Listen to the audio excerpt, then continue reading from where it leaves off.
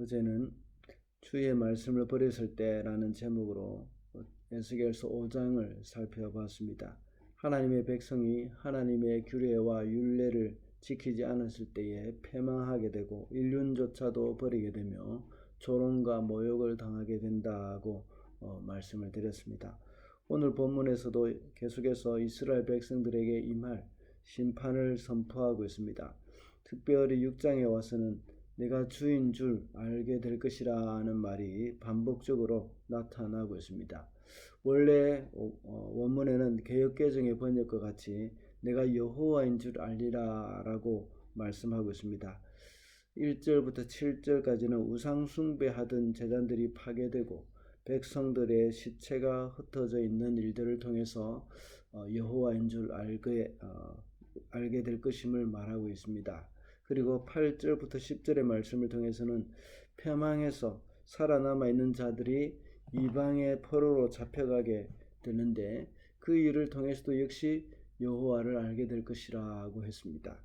그리고 마지막 11절부터 14절까지는 이 칼과 기근 그리고 전염병으로 하나님의 백성의 땅이 황폐하게 될 것인데 이 일을 통해서 역시 여호와인 줄 알게 될 것이라고 말씀합니다. 그런데 세 번역에서는 여호와라는 말 대신에 주라는 말로 번역을 했습니다. 이스라엘 백성들이 과거에 성경을 읽을 때에 이 여호와라는 이름이 나오면 여호와라고 발음하려 하지 않고 the Lord, 아도나이라고 발음합니다. 그러니까 이 말은 주라는 의미죠. 이것이 다른 성경을 번역할 때에 이렇게 주로 번역을 하게 되어진 것입니다. 어찌되었든 간에 하나님은 오늘 본문에서 심판을 통해서 하나님이 여호와이심을 알게 될 것이라는 말씀을 하고 있는 겁니다. 그래서 오늘은 하나님을 알게 될 것이라는 제목으로 말씀을 살펴보도록 하겠습니다. 첫째로 패망을 통해서 하나님을 알게 될 것입니다. 6절과 7절 말씀입니다. 너희가 거주하는 모든 성읍마다 황무지로 변하고 산당들도 황폐하게 될 것이다. 너희의 제단들도 무너져 못쓰게 되고 너희의 우상들이 산산조각으로 깨어져 사라지고 너희가 분향하는 제단들이 파괴되고 너희가 손으로 만든 것들이 모두 말끔히 없어지게 하려는 것이다. 너희 가운데서는 칼에 맞아 죽은 사람이 널려 있을 것이니 그때야 비로소 너희는 내가 주인 줄 알게 될 것이다.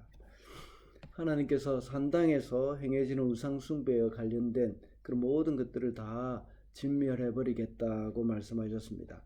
그리고 우상은 아무것도 아니요, 또 오직 그것들을 심판하시는 하나님만이 참신이라는 것을 보여주는 말씀입니다. 만약 이런 일에 대해서 미리 예언을 하지 않고 이런 일이 일어났다면 사람들은 하나님께서 이 일을 하신 것인지를 알지 못합니다. 그리고 그것이 우연이라고 생각할 수도 있습니다. 그러나 하나님은 미리 이런 일이 일어나게 될 것임을 말씀하셨습니다. 그리고 실제로 모든 우상과 우상 숭배에 관련된 것들이 다 파괴되었을 때에 그 일을 하나님이 하셨다는 것을 깨닫게 됩니다. 이와 같이 하나님은 우상을 심판하시고 우상은 아무것도 아니라는 그러한 것들을 보여주시는 겁니다. 오직 하나님만이 참된 신이라는 것을 백성들이 알게 될 것이라고 하는 의미입니다. 그리고 7절에서도 역시 이스라엘 백성들이 칼에 맞아 죽임을 당하여 널려 있을 것에 대해서도 말씀하십니다.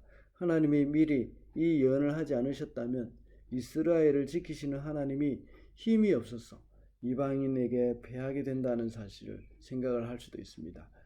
그러나 미리 예언자들을 통해서 말씀하심으로 이 모든 것이 우상 숭배 때문이며 하나님의 말씀에 순종하지 않았기 때문이라는 사실을 그들을 깨닫게 해주는 겁니다.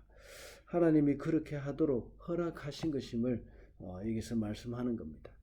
우리의 삶에도 역시 하나님이 우리를 붙들어주지 아니하시면 우리는 모든 것이 무너질 수밖에 없습니다.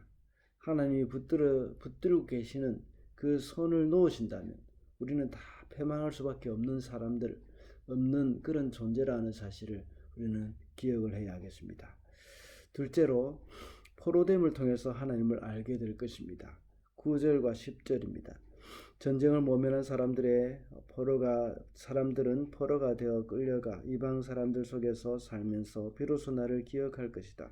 그들이 엄란한 마음으로 내게서 떠나갔고 음욕을 품은 눈으로 그들의 우상들을 따라가서 내 마음을 상하게 하였으므로 그들은 자기들이 저지른 악행과 모든 혐오스러운 일을 기억하고 스스로 몸서리를 칠 것이다. 그때야 그들이 비로소 내가 주인 줄 알게 될 것이다. 내가 그들에게 이런 재앙을 내리겠다고 공연히 말한 것이 아님도 알게 될 것이다. 방금 읽은 본문에서는 포로가 되어서 이방인들 중에 살면서 하나님을 기억하게 될 것이라고 말씀합니다. 그래서 자신들이 행한 잘못을 기억하고 스스로 몸서리를 칠 것이라고 말씀합니다. 이것은 스스로 이제 자신들의 죄를 깨닫고 이제 회개하는 그러한 부분입니다. 그러면서 그때야 비로소 내가 주인 줄 그들이 알게 될 것이라는 것을 말씀하는 겁니다. 이스라엘 백성들 중에서는 패망하여 죽은 사람들도 있지만 또한 포로로 잡혀갔던 사람들도 많이 있었습니다.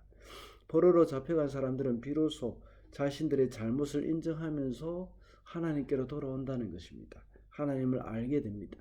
이렇게 포로로 잡혀간 사람들은 에스겔이나 다니엘과 같은 선지자들의 메시지를 통해서 하나님을 알게 된다는 것입니다. 비로소 서론에서 말씀드렸던 것처럼 여호와라는 말은 세 번역에는 쓰지 않았지만 여호와라는 이름에는 굉장히 중요한 의미가 있습니다. 여호와라는 이름을 부르는 그런 사람들은 하나님과의 특별한 관계가 있는 사람들입니다. 그것은 언약의 백성들이 부를 수 있는 그런 말입니다. 여호와라는 말, 그것이 바로 언약의 백성들, 그것이 하나님이 택한 하나님과의 인격적인 관계가 있는 그런 사람들이 부르는 겁니다. 이 하나님이라는 말은 엘로힘인데, 그리고 또 주라는 말은 그 히브리어로 아도나이입니다. 엘로힘이나 아도나이라는 이런 명칭은 이방인들도 역시 자기들의 신을 향해서 엘로힘, 엘로힘이라는 말은 하나님에 대한 복수형입니다. 또 엘로힘을 이것이 강세형으로 쓰일 때는 우리 여호와 하나님을 가리키는 것이지만 엘로힘 이것이 복수형으로 쓰일 때는 이방신, 신들이라는 의미로 사용되어지는 겁니다. 이것은 다 이방인들도 흔히 부르는 이름인데, 그러나 이것을 여호와라고 부를 때에는 하나님의 언약의 백성들, 그리고 하나님과의 인격적인 관계가 있는 그런 사람들이 부르는 그런 하나님의 이름입니다. 마치 우리가 하나님을 아버지라고 부르는 것과 같은 의미라고 볼 수가 있습니다. 오늘 본문에서도 역시 여호와임을 알게 될 것이라는 말도 중요한 의미가 있습니다. 그것은 바로 그들이 하나님을 그냥 하나의 신으로 부르는 것이 아니라 그들과의 인격적인 관계가 있는 그런 이 언약의 하나님, 우리 조상의 하나님, 우리 아버지의 하나님, 나의 하나님, 그러한 의미라는 것입니다. 그렇게 그들은 인격적인 관계를 통해서 맺게 된 언약의 관계를 깨뜨린 결과 그들이 패망하고 포로로 잡혀갔다는 사실을 깨닫는 것입니다. 포로 중에 있는 그들은 바로 이 사실을 깨닫고 하나님이 여호와임을 알게 된다는 것을 말씀하고 있는 겁니다. 때때로 우리의 삶 가운데서 당하는 고난과 어려움을 통해서 우리는 하나님과 더 가까운 사이가 되고 하나님과 새로운 인격적인 만남이 이루어지는 그런 계기가 될 때가 많습니다. 이스라엘 백성도 역시 포로 생활의 그런 고난을 통하여서 하나님과의 그런 인격적인 만남, 그리고 과거에 하나님이 자신들의 조상의 하나님이었다는 사실, 그것을 새롭게 깨닫게 되어졌다는 것입니다. 말씀을 맺겠습니다. 오늘은 하나님을 알게 될 것이라는 제목으로 말씀을 살펴봤습니다. 이스라엘 백성들은 패망을 통해서 하나님을 알게 되므로 하나님이 우리를 붙들어 주지 않으시면 우리는 잠시도 살 수 없는 자들임을 알아야 하겠습니다. 그리고 포로 생활을 통해서 하나님을 알게 된다고 했는데 이런 고난을 통해서 우리는 하나님을 더 알아가는 성도들이 되어야 하겠습니다.